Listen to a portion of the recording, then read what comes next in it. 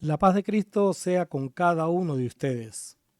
Bienvenidos a nuestro audioestudio número 38 de nuestra serie El Evangelio en Acción. Hoy comenzaremos a estudiar la predicación de Pablo en Corinto, nuevos comienzos y providencia divina.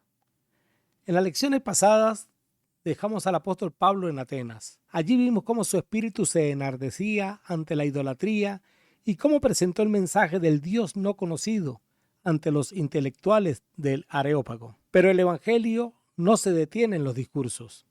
El Evangelio es movimiento, es acción constante. Hoy acompañaremos a Pablo en su viaje de unos 80 kilómetros hacia el oeste para entrar en una de las ciudades más importantes, pero también más difíciles del mundo antiguo, Corinto. Corinto no era Atenas. Mientras Atenas era la capital de la filosofía, Corinto era la capital del comercio y del vicio. Situada en un istmo, era el paso obligado para mercaderes de todo el mundo. Era una ciudad cosmopolita, rica, pero moralmente degradada. Tanto así que en aquel tiempo existía el verbo corintizar, que significaba vivir en la más profunda inmoralidad. Pablo llega solo. Sus compañeros Silas y Timoteo aún no han llegado de Macedonia. Imaginen por un momento al apóstol, solo en una ciudad extraña, ruidosa y pecaminosa. ¿Qué hace un hombre de Dios cuando llega a un lugar nuevo y difícil? No se encierra, no se queja. Pablo busca la providencia de Dios en lo cotidiano. Y halló a un judío llamado Aquila, natural del Ponto, recién venido de Italia con Priscila su mujer, por cuanto Claudio había mandado que todos los judíos saliesen de Roma. Fue a ellos. Hechos 18:2. Presten mucha atención a esto. Dios ya estaba trabajando antes de que Pablo llegara a Corinto. El emperador Claudio había ordenado que todos los judíos salieran de Roma.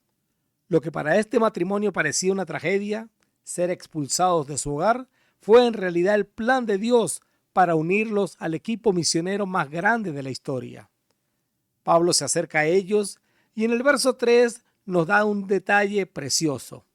Y como era del mismo oficio, se quedó con ellos y trabajaban juntos, pues el oficio de ellos era hacer tiendas. Pablo era un intelectual, un rabino educado a los pies de Gamaliel, pero no tenía miedo de ensuciarse las manos. Trabajaba para no ser carga, y en ese taller de cuero y lona, mientras cosían tiendas, seguramente compartían la fe. Hermano, amigo, el Evangelio también se predica en el trabajo, en el taller, en la oficina, en la universidad, en los salones de estudio. Pero Pablo no olvidaba su llamado principal. El verso 4 nos dice: y discutía en la sinagoga todos los días de reposo y persuadía a judíos y a griegos. Trabajaba durante toda la semana para sustentarse, pero el sábado, día en que los judíos iban a la sinagoga, Pablo aprovechaba para ir a enseñarles. No era que la iglesia se reunía en sábado, era que Pablo asistía porque era la oportunidad de encontrar a los judíos reunidos y poderles enseñar. La iglesia en Corinto se reunía el día domingo, como nos lo dice la misma carta. En 1 Corintios 16:1 nos dice que se reunían cada primer día de la semana y ese día recogían la colecta.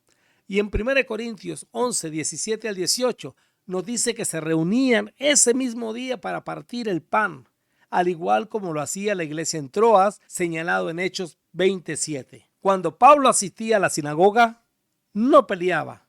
Él discutía y persuadía. Usaba la razón, usaba las escrituras y el testimonio para demostrar que Jesús era el Cristo. Corinto era difícil, pero Pablo sabía que donde abunda el pecado, sobreabunda la gracia. No buscaba a los que ya eran santos. Buscaba a los que necesitaban salvación en medio de una ciudad perdida. Para cerrar este primer estudio sobre Corinto, quiero que reflexionemos en esto. Pablo encontró amigos como Aquila y Priscila. Encontró sustento como su oficio de hacer tiendas. y encontró una oportunidad de predicar. A veces Dios nos permite pasar por cambios drásticos o llegar a lugares difíciles solo para mostrarnos que Él ya tiene a las personas y los medios preparados para que su obra continúe.